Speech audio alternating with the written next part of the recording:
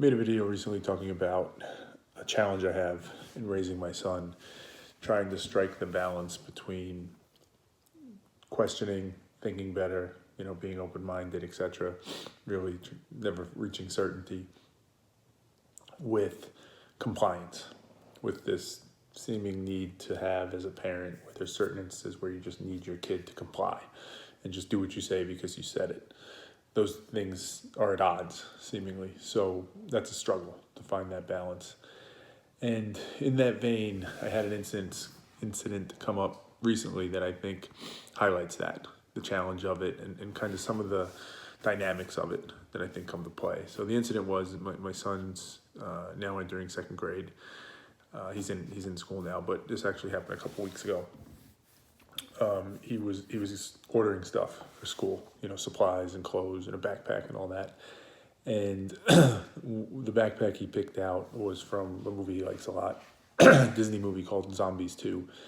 And a few of the main characters are girls in the movie, and the backpack was geared towards that. It was probably technically a girl's backpack, to the extent you still have that. I don't remember the exact colors, but it was, there was pinks and there was purples, and there was, I think, 3 of the girls from the movie on the backpack. And in a split kind of judgment decision, I pushed him towards a different backpack, a Super Mario Brothers backpack with like Bowser and Mario and Luigi. And in the moment, right, as I always say, there was a logic, there was a reason. I thought about it, I did a calculation, and I did a cost benefit. And to me, the cost was too high for him to get that backpack. If I start exploring why the cost was too high, I would be lying if I didn't say there was a component in me that thought there's some identity issue, or it's reflective of, that's my son, and, a girl's backpack, that seems a little bit too far. I'm not saying I'm proud of it, I'm just being honest that there's a component of that triggers in me probably viscerally.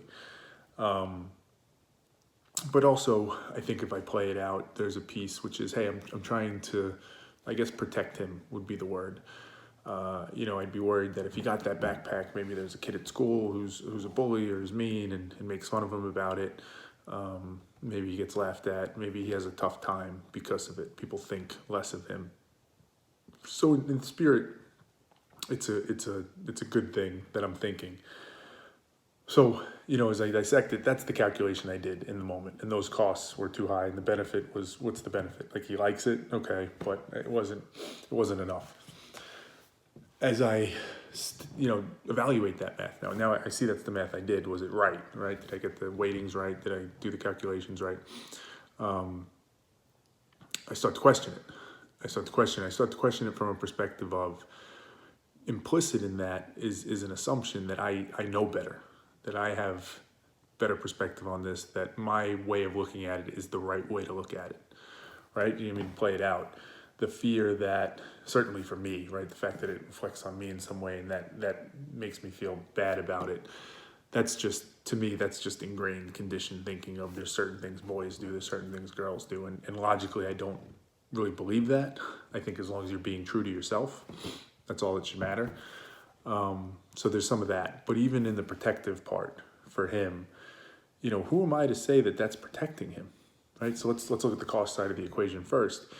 Who am I to say that he needs that protecting, that he's going to be harmed in some way by that? Maybe that's just me projecting on him in the situation. Maybe in the year 2020, I haven't been in second grade in quite some time. Maybe in the year 2020, that's totally acceptable and fine. And that's a great backpack and everybody has it. So this thought that just because he picks something that seems out of the norm, right, it's a little girly or whatever, that's going to more likely than not lead to a problem for him, that's probably a faulty assumption. At best, I need to really check the weighting on that and see if I'm overweighting it. Because again, maybe that's just my views being projected onto the situation. But probably even more importantly than that, let's even say that part was true, that cost was there and it was legitimate and there's a fear of that. The benefit side, I recognized that I was probably miscalculating as well, because I was just, looking at it through my own lens and I didn't have good enough perspective and I wasn't questioning myself enough. There's a scenario where he gets that backpack, perhaps one scenario he wears it to school and people are like, hey, it's a really cool backpack, and he has a great day because of it, and people think it's unique and different and think it's amazing.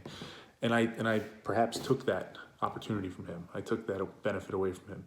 But even further, there's a chance that he goes to school and there is that bully that I feared or that bad person that I feared, whoever it is, and they say something to him.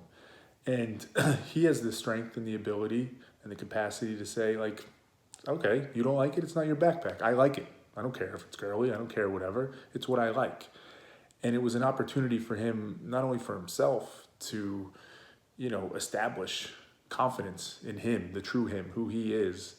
And that's something that he can carry forward with him for the rest of his life, but also to model that potentially for other people to see, like, hey, you can be yourself and you could stand up for yourself and you can be confident in that. And it's fine. Like, you don't have to fear that. You don't have to fear trying to fit in. You don't have to fear being different.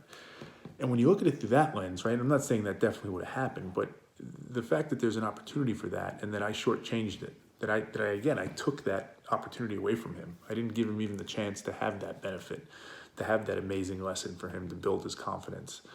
All the more reason of who am I to say I know better? Who am I to say, like, no, I'll make the decision. We'll get the Mario backpack.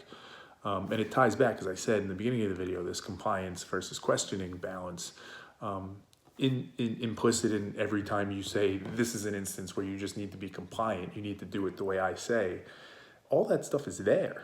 There's that implicit assumption that you know better, that you have better perspective. And again, who am I, right? Am I perfect? No, not by any means. Did I handle school the right way? Did I do it perfectly? No. In many ways, when I think back to me being in school, I wish I had more confidence. I wish I could have been like that and just pick the thing that I wanted to do or wear and have the confidence if somebody said something to just be like, to shrug it off.